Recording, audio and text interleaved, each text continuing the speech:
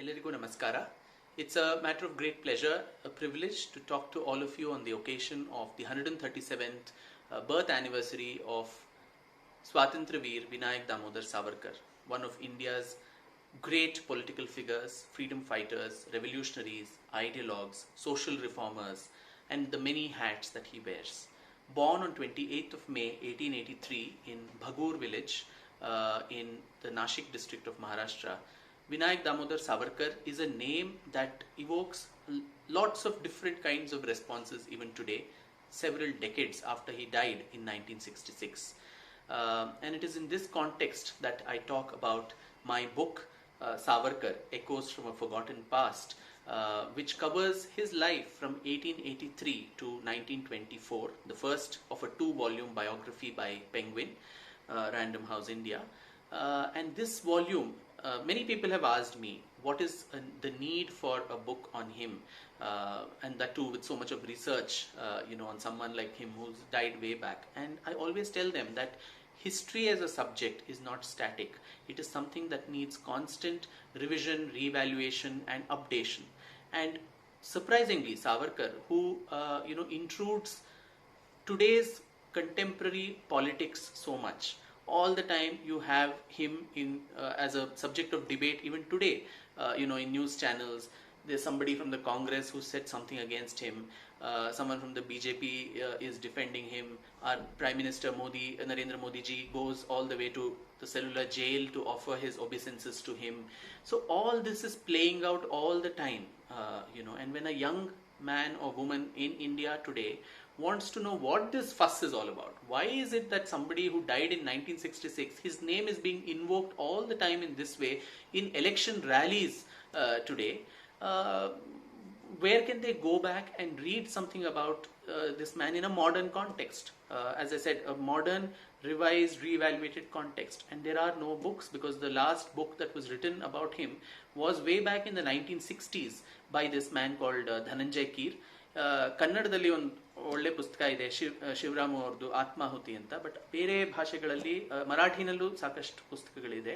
ಆದರೆ in English, for a pan Indian audience, there's hardly been a modern biography, and that is how I decided that it was time to bring this man into focus. And over the last 4 to 5 years, I've been doing extensive research across different archives and libraries within India, even outside, in London, Paris, Germany, and so on, to kind of resurrect the true story of Vinayak Damodar Savarkar. The first volume, as I mentioned, covers this first part of his life from 1883 when he was born, the early days of Savarkar in Nashik, where he formed the first ever organized secret society of this country, which was known as the Rashtra Bhakta Samuha initially, and later it became the Mitra Mela and the Abhinav Bharat. All the revolutionary ideas, which also linked the revolutionaries of Maharashtra with those in Bengal and other parts of India. So details of all of this. Then when he goes to London to study law there, under a scholarship that was given by Shyamji Krishna Verma, the 5 years that he was in London, the kind of activities that were done there, along with several other revolutionaries of our time, whose names we don't even have in our history textbooks, like Virendranath Chattopadhyay, Lala Hardayal, Madam Bhikaji Kama, Sardar Singh Rana, Madan Lal Dhingra, MPT Acharya, BVS Iyer, Sikandar Hayat Khan. All these people, their life stories come alive in this book, where they were planning to overthrow the British Empire through their activities in different parts of Europe. Political assassination, bombs, all of this which are smuggled, and an entire corpus of revolutionary literature that Savarkar wrote. He was someone who organized the first ever student bonfire when he was a student in Pune in 1905 under the aegis of Bal Gangadhar Tilak, to protest against the Quit India movement, to protest against the partition of Bengal, and later in London. He wrote this book and coined the phrase, the first war of Indian independence, for the 1857 revolution, after doing a lot of research on it and writing a well-researched book.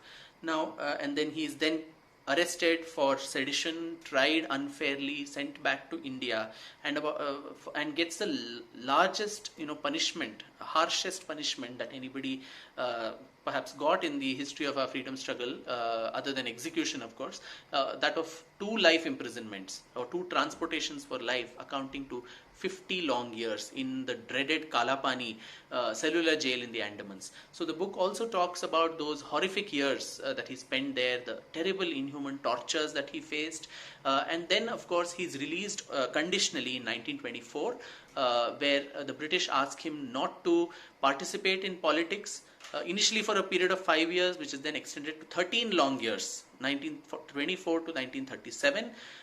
He's also asked to confine his stay and activities only to Ratnagiri district in Maharashtra. So on these conditions, he's let off. Of course, that also brings the usual bogey of petitions. Was he a Kair? Was he not a Veer? Did he actually beg the British for mercy? Did he become a British stooge and sell himself out? All these allegations, as you all know, come day in and day out in today's news channel noise and debates. So an answer to all of that, what was the truth behind these petitions, what was his actual intention, all of that I document. In fact, all the petitions that he wrote, as it is, they are all reproduced from the archives in the appendix to the book, and the logic behind that has also been explained. Now the second volume, which I'm currently working on and which should be out maybe by the middle of next year, takes the story forward from 1924, the 13 years that he was jailed in, kept literally in captivity in Ratnagiri, where he does a plethora of social reforms, where to unite the Hindu community particularly and to remove all the social evils that the Hindu community faced, the caste system, untouchability, eradication, opened the first ever temple, the Patit Pavan Mandir in 1931, which allowed entry to people of all castes and communities, and far-reaching reforms in society, for which he also gained the praise of several leaders, including Dr. Ambedkar. Now, the very fact that what was a 5-year restriction was extended several times to 13 long years showed that the British actually never trusted him. So he could not have been a British stooge, which also explains that. In 1937, when he is released, he takes over as the president of the All India Hindu Mahasabha till 1942. And as somebody who propounded the theory of Hindutva through his work in the jail in Ratnagiri in 1923, as an answer, so to say, to the Khilafat movement that Mahatma Gandhi had launched, he puts this Hindutva, which was a theory, into practice in his time in Ratnagiri through social reforms, and later political Hindutva as the president of the All India Hindu Mahasabha, which is what I'll be talking about. His role in the freedom struggle thereby, what was the association between him and other revolutionaries of the time, Bhagat Singh, Chandrasekhar Azad, Durga Bhabhi, Sukhdev, Rajguru, all of them, and later on with Rash Bihari Bose and Subhash Chandra Bose and the Indian National Army, whose daring attempts of the naval mutiny in Bombay was what got us freedom ultimately in 1947.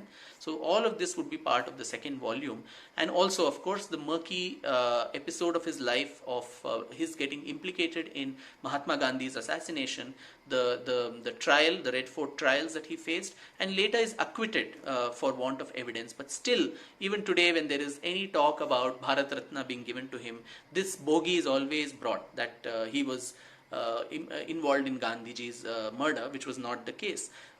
So all of that, and the Kapoor Commission, which further investigated the murder, all these details will be brought to light in the second volume, till the time the man actually commits an Atmahuti on 26th of February 1966 by ending his life willfully by not taking food, water and medicines. So a story of a life of a man who has so many shades to his character, a revolutionary, a very sensitive poet, a playwright, an ideologue who gave this country the philosophy of Hindutva, which has gained political currency today in India, a politician, a fiery orator. All these different aspects of a man of many contradictions is covered in these 2 volumes of Savarkar that I've written. And as I said, the first volume, which commemorates the early part of his life, covers these details.